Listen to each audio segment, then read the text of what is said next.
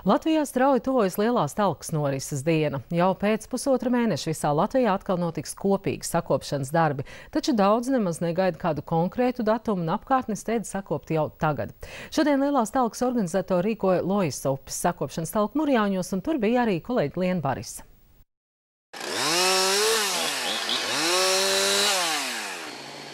To, ka Lojas upes apkārtnē ir rosība, var dzirdēt jau pa gabalu. Ja citkārt talkās biežāk pierasts redzēt cilvēkus ar grābekļiem, slotām un maisiem, kuros krājas atkritumi, te galvenais uzdevums no nokritušiem kokiem un zariem attīrīt krastus, un bez zāģa nekādi nevar iztikt.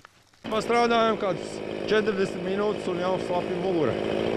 Cik daudz sanāk tā kokus nozāģēt tādā talkā? Tā grūti pateikt. Te kāds 4-5 esam sazāģējuši, tur to aizprostu. Sazāģējam, lai var braukt ar laivām un attīrījām. Nezinu, kas tur priekšā.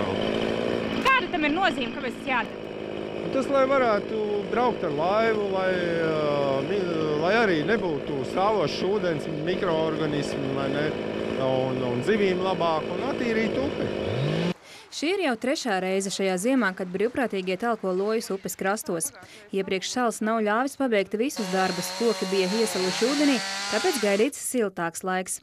Upes attīrīšana ir tāda kā iesildīšanās lielajai talkai, kas gaidām aprīlī, jo tās laikā ir apņemšanās katrā pašvaldībā sakopt pa vienai upei.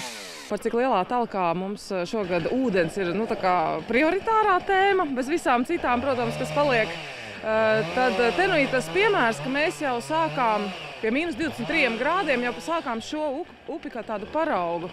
Sakopt, kā tas ir jādara, kā tas notiek. Varbūt šādā sakopšanas vietā varbūt atkritumu nav tik daudz vairāk, kā var redzēt zāģēšana, upes attīrīšana, bet tas ir jādara.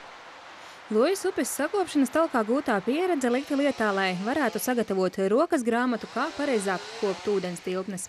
To jebkurš interesents var lasīt lielās talkas mājaslapā. Jau tagad vajadzētu padomāt arī par to, ko katrs no mums varētu darīt lielajā talkā.